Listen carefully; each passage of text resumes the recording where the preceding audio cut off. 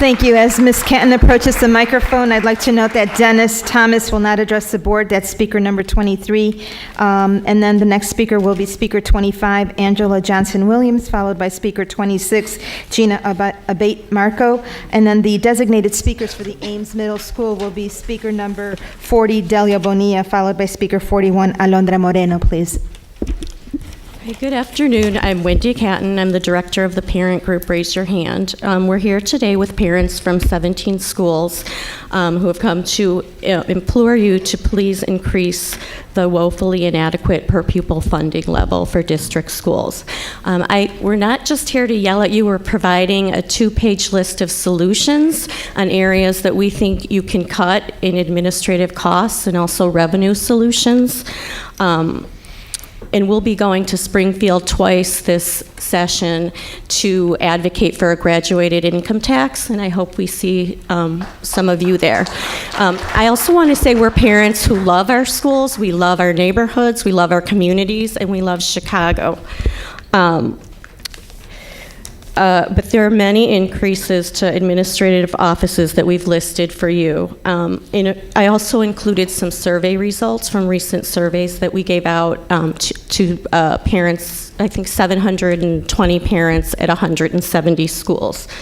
In the art survey that we put out, it showed that only 35% of those schools had the 2 hours of art that you would like them to have. 14% had 0 arts per week, and I think 52% had under 2. 45% of parents who took our survey said that they were considering leaving Chicago because of the state of CPS. We want to do everything we can to retain and attract families in Chicago. 3,000 students left the school district this year. We're here today, as you've heard, to ask you to please reallocate some of the dollars and put it back into per pupil funding. Ms. Kenton? I'll conclude. Thank you. We're glad to hear you're working with the CTU on pension reform, but that alone will not fix this budget mess. Please add dollars back in, reverse the negative course of declining enrollment and invest in our kids' future in the city of Chicago. Thank you. Thank you, Ms. Kenton. Our next speaker, please, Angela Johnson-Williams. Good afternoon. I am Angela Johnson-Williams, and it is an honor to be here today as the principal of Providence Englewood Charter School, a level 1 school for the past 3 years, currently serving 464 students in the Englewood community. At Providence Englewood, we believe in the creation of inspired lives produced by the miracle of hard work. It is a conviction deeply ingrained in our school's identity and in our approach to education. We believe in the potential of all of our students. In fact, we believe in the potential of every child in Englewood. Thus, we have actively grown our enrollment over the past several years, literally going door to door to in our community to serve as many students as possible. We are committed to providing all students with the resources they need.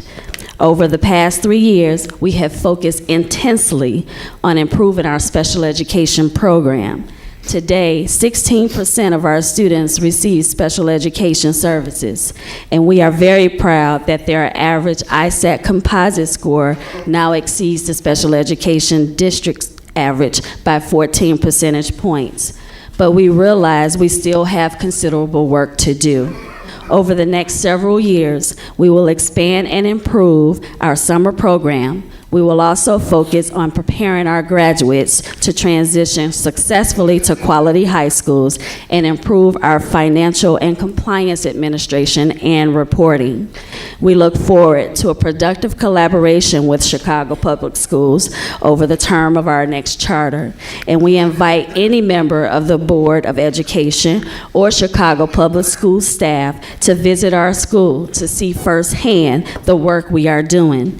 We are humbled and honored to be entrusted in partnership with Chicago Public Schools with the responsibility of educating our students. Thank you. Thank you, Ms. Johnson. Our next speaker then is speaker 26, Gina Abate Marco, please. Good afternoon. My name is Jean Abitamarco, and I'm the vice chair of the LSC at James G. Blaine Elementary School. I have a second grader and seventh grader at Blaine.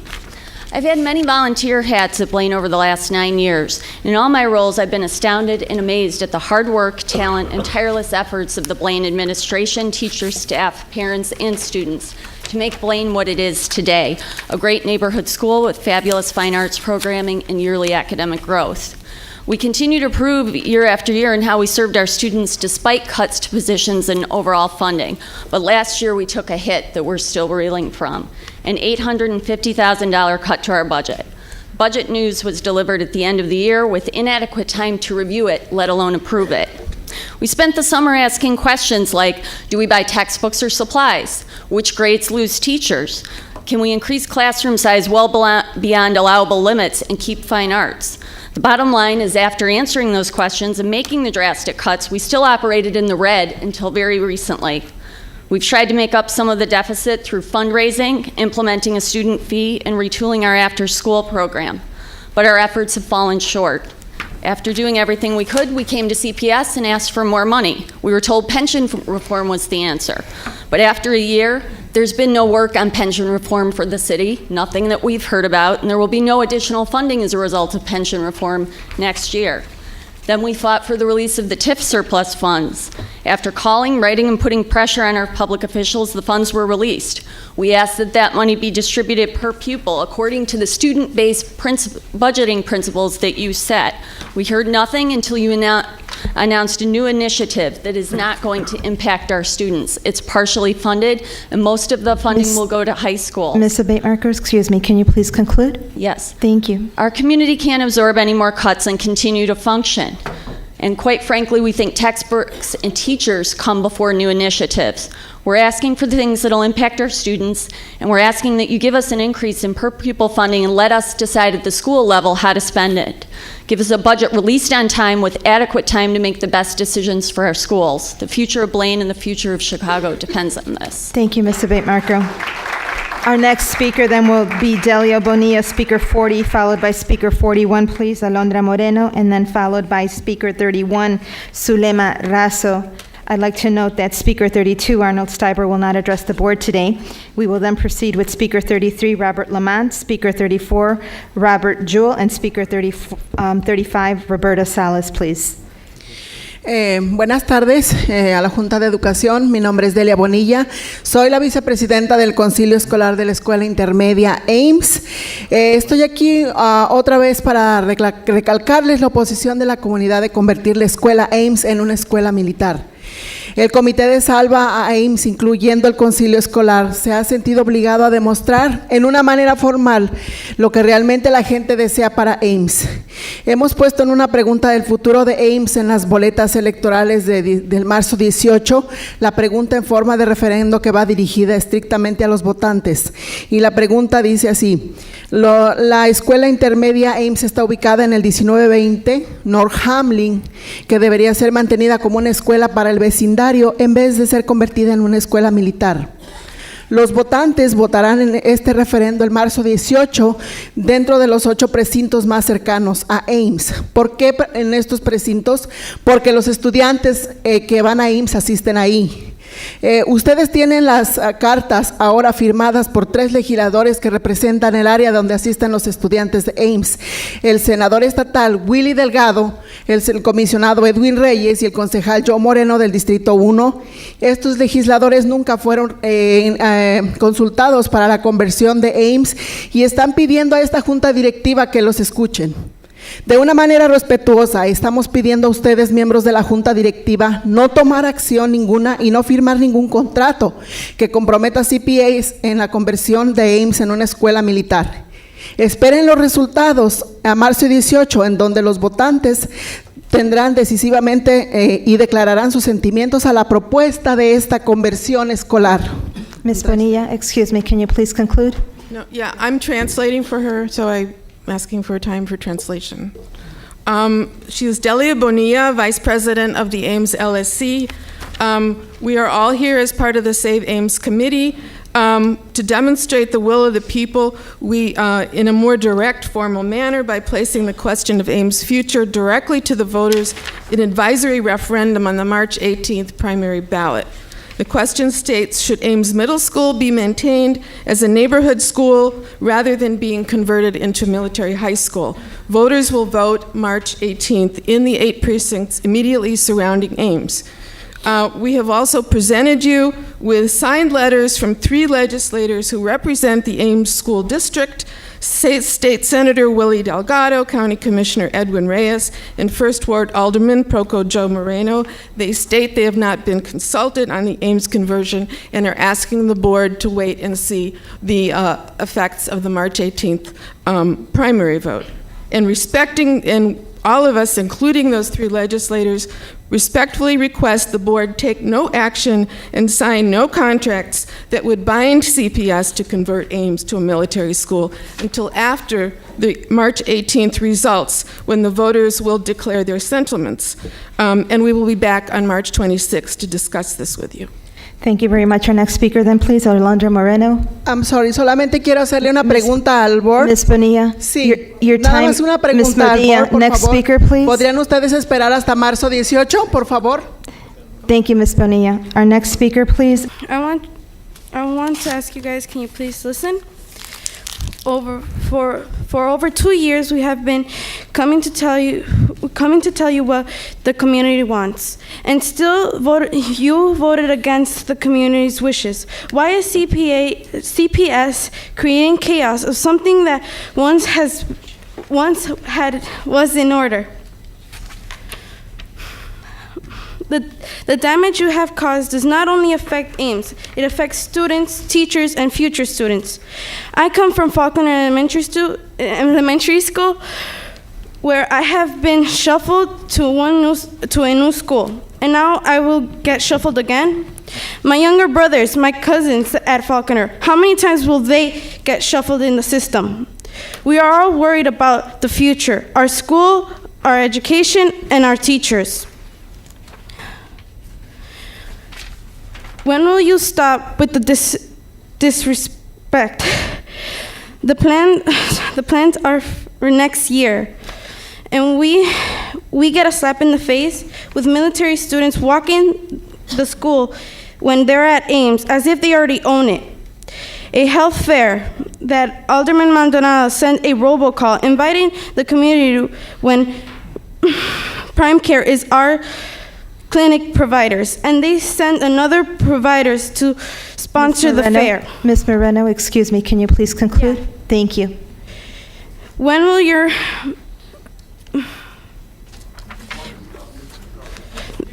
madness stop? When will you stand up to dirty politics and take a vote and hold off any contracts and do the right thing by waiting to the results of what will be a real democracy on March 18th. Thank you. Thank you. Our next speaker, please. Speaker number 31. Just to Sulema translate Razo, what please. Deli had asked Next if the board speaker, will in fact Sulema Razo. wait until March 18th to do anything.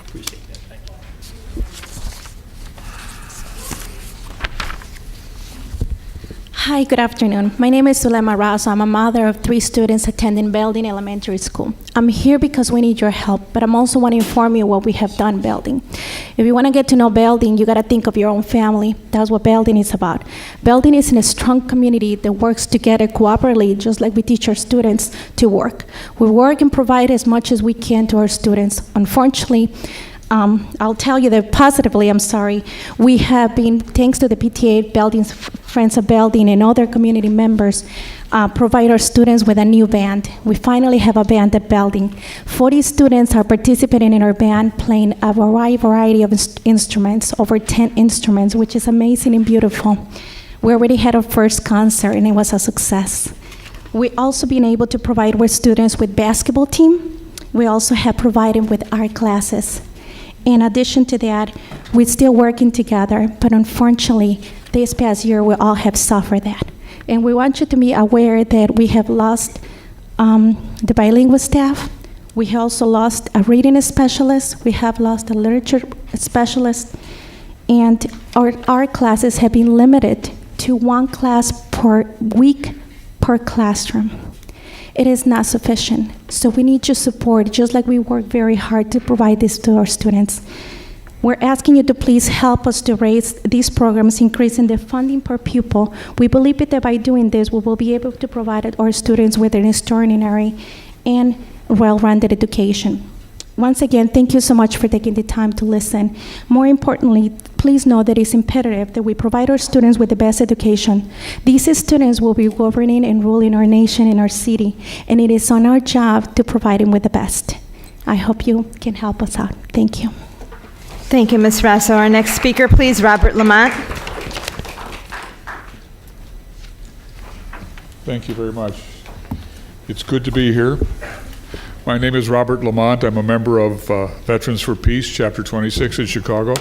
And I ask you to set aside for a moment dollars and passions and think about what you want the kids to experience in schools. I was in ROTC at Harper High School, and I'm grateful that Harper has a code of conduct that's more effective now and that you're going to vote on soon.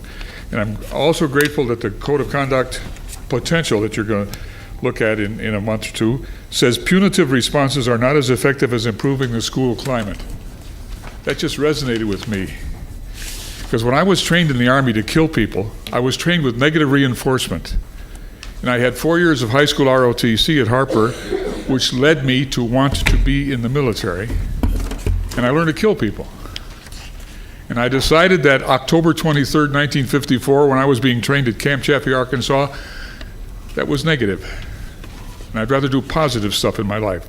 So I got home, got my degree, and taught the Declaration of Independence to kids at Oak Lawn High School and Westinghouse High School for over 25 years.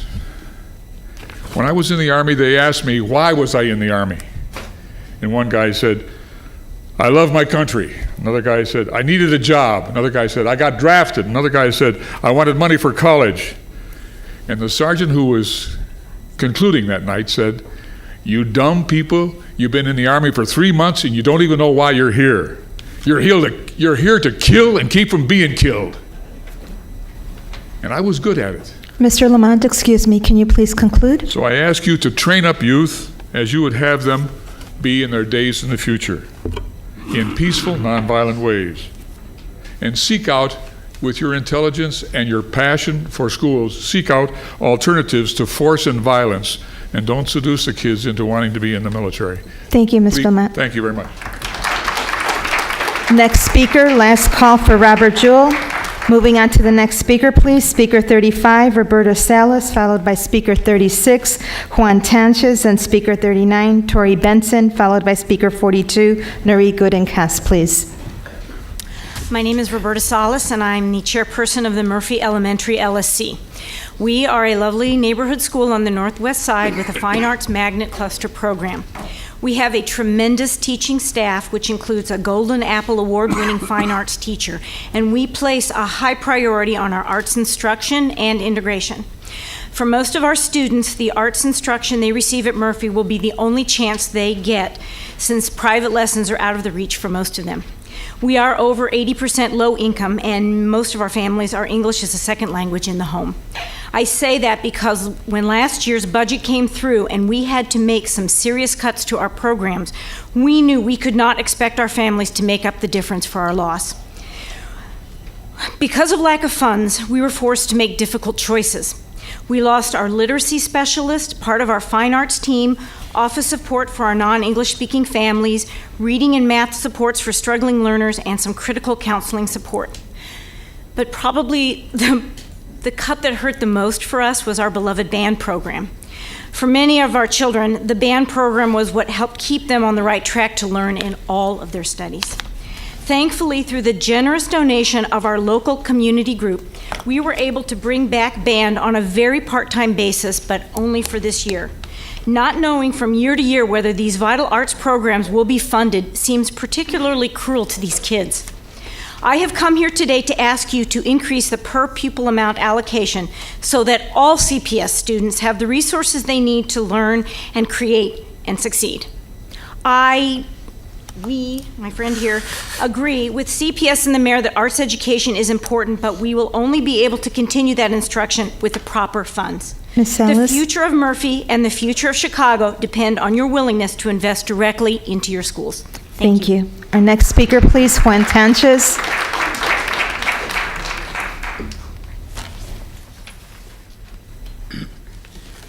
Good afternoon, everyone. My name is Juan Tanchez. I am a parent of a CPS high school student. I'm a proud parent of Namaste Charter School because thanks to the high quality of education that he had at Namaste for 9 years, his grades were very high. He is on IB program and number 13 of 805 students of his class. I would like to ask CPS Board of Education to maintain the best economical support for Namaste and continue supporting them. Namaste Charter Schools follows their own program that helps the students to learn physically, mentally, and academically. As a parent, I was very happy to have Namaste Charter School as an option for education of my son. Namaste is one of the few schools where the principal is there for the parents and the students without having an excuse. I invite everyone to stop by the school and ask for a walkthrough. You will be surprised to see how peacefully and ready to learn the students are. Thank you. Thank you, Mr. Tanches. Our next speaker, please, Tori Benson. Last call for Tori Benson. Moving on to the next speaker, please, Noreen Gudenkast, and as she approaches the microphone, she will be followed by Speaker 43, Nellie Cotton, then Speaker 44, and Toby, followed by Speaker 45, Elizabeth Brown, please. Ms. Beltran, I have some handouts to give to the board members, please. Thank you. Good afternoon. In August, CEO Bird Bennett, you promised that you would cut the number of tests that our CPS students take, but this has not happened. In fact, students are subjected to up to 28 tests right now. Here's a list. I just passed out a listing of tests this year. It shows that K-2 students are taking from 11 to 21 tests annually. That's at a minimum. 3 to 8 students, 13 to 17 tests. High school students, 13 to 28 tests per year. Additionally, there are networks like Network 5 on the northwest side that mandate an additional test every 5 weeks. This means that and all of this is on top of the NWEA, the benchmarks, the reach performance tasks, the access tests, and now we come to the ISAT tests. And this is why parents have opted their children out of these tests. Parents feel very passionately that their children should be in school to learn. Teachers also feel passionately about learning and about teaching. We want to teach. We don't want to be test administrators. Yesterday, a kindergarten teacher told me that she had just spent the last 5 weeks testing her children, which meant that she couldn't be teaching her children because she was testing them one-on-one. Teachers and parents today have no way whatsoever to stop this testing. We do not have an elected school board. We do not have any say over the tests that are imposed on us by CPS. We cannot bargain through our contractual bargaining over testing. We have no way to reduce these mandates. And that's why hundreds of parents have opted out of these tests, and that is why some teachers have chosen to refuse to administer the ISAT test. Ms. Gudenkast, excuse me, can you please conclude? I'd be delighted. Thank you. I am asking CPS to not give the test this year.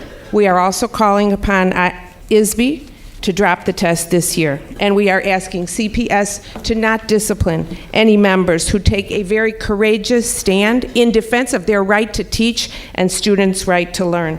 And as I walk away, I would like to ask, what are you, the Board of Education, going to do to reduce the amount of testing that our students are subjected to? Thank you, Ms. Gudenkast. Our next speaker, please, Nellie Cotton. Last call. Moving on to the next speaker then, Ann Toby.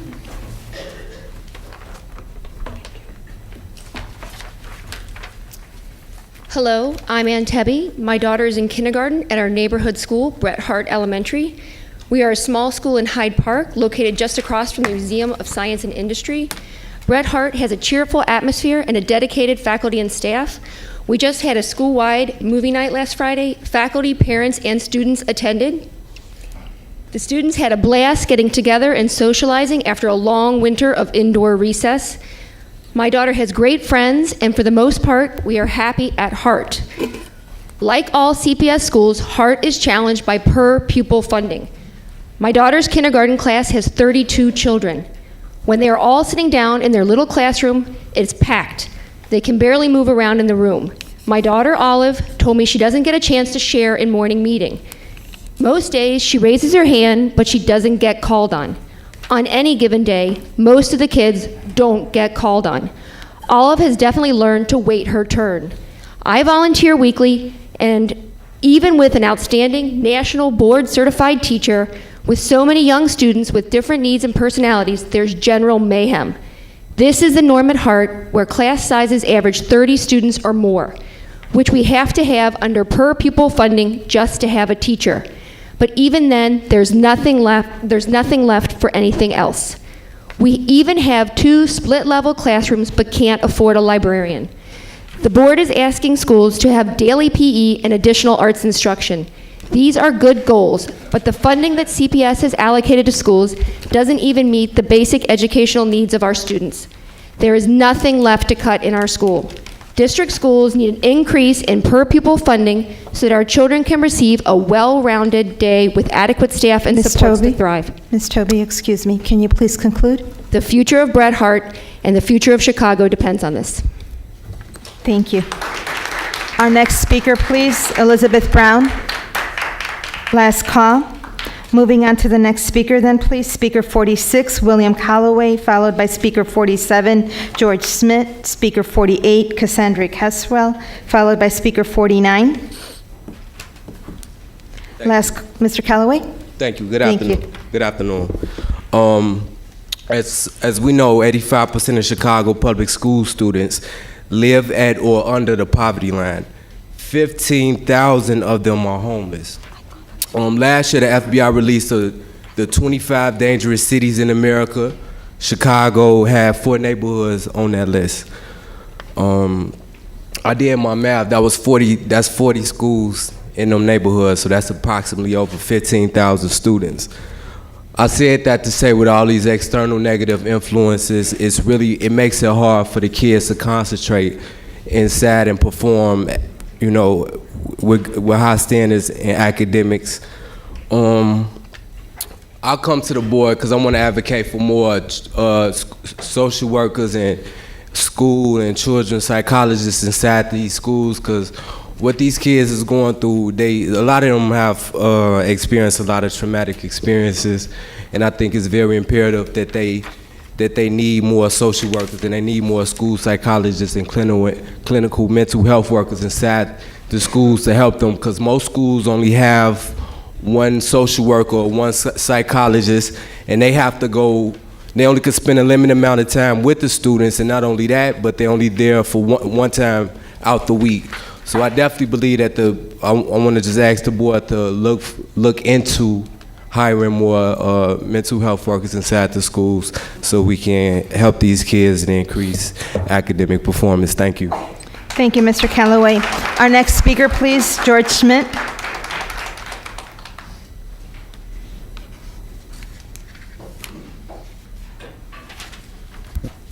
Good morning.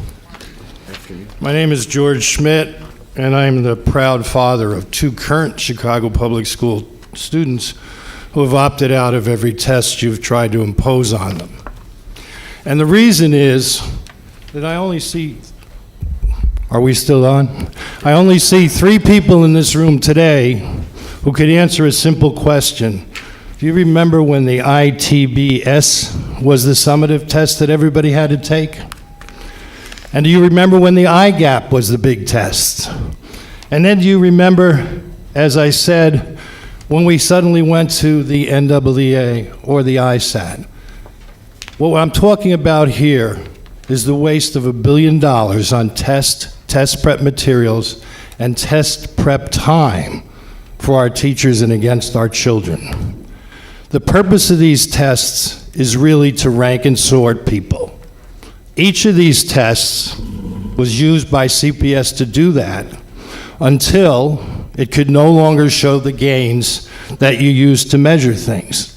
Then the test, whether it was the Iowa Test of Basic Skills, the Illinois Goals Assessment Test, or now the ISAT, was abandoned for another test, which is equally being used basically as a form of child abuse. All research shows that scores from tests like this basically rank according to income. My in-laws who moved from Chicago to Wilmette and whose children are now attending New Trier do not have to worry about failing these tests, nor do their neighbors. Mr. Schmidt, excuse me, can you please conclude? Delightfully. Thank you. What we are talking about here today is your perpetuation of a form of child abuse that should have never begun. Those of you who can answer me the simple question, what is multiple choice math, may have the right to continue these tests, but you know it doesn't exist in the real world and never will. Thank you, Mr. For Schmidt. abusing children, you should stop. Thank you. Our next speaker, please. Cassandra Cresswell, as she approaches the microphone. The next speakers will be Speaker 49, Michelle Hope Villegas, followed by Speaker 50, Myrna Torres. Speaker number 51, Sarah Hands, please. My name is Cassie Cresswell. I'm here today to speak on behalf of More Than a Score, a coalition of parents, teachers, and students and community members working against high-stakes testing in CPS. Hundreds of parents and students at more than 40 schools and now scores of brave teachers at Sausalito Academy are demanding the return of precious hours of authentic learning instead of the administration of yet another standardized test this year, the ISAT. The ISAT is costing the state of Illinois $18 million to administer. 3.5 of that is for CPS. 4 days of instruction were added as makeup days to our calendar because of inclement weather. Yet now 2 weeks will be spent on the ISAT, a test that this year has no administrative or instructional purpose. CPS Communications has claimed that the ISAT this year gives a first glimpse at what an exam aligned to the Common Core state standard will look like. But 2 years ago, this same communications department claimed that the NWEA MAP test was chosen specifically to be the district-wide assessment because its proposal scored the highest in terms of Common Core alignment. In addition, the Office of Assessment newly this year requires Common Core quarterly benchmarks in English language arts and math to be administered to 3rd through 8th graders who are now taking the ISAT as well. Meanwhile, having claimed to have eliminated 15 standardized tests and reduced the number of tests to 10 this year, in fact, most 3rd through 8th graders in this district at the lower bound are taking anywhere from 13 to 25 standardized tests, and as Noreen said earlier, that's probably an underestimate. I gave this chart from More Than a Score to you guys to look at. More Than a Score, in response to this, call on you, the Board of Education, to stop the misinformation, information in direct contradiction with what CEO Bird Bennett has written from being spread in this district about the ISAT this year by network chiefs and principals. We call on you to Ms. start Cresswell? providing parents and students with clear, accurate information about the reason this test is being given Ms. Cresswell, and what the excuse me. results are being used for. Can you please conclude? You, the Board of Ed, may think you are required by law to administer this test, but students are not required to take it, and we call on you and the CEO to tell principals at all schools to stand down from coercing and intimidating and respectfully allow parents to exercise their rights to direct their children's education and you, to Ms. opt their Cresswell. children out of this very useless test. Our next speaker, please.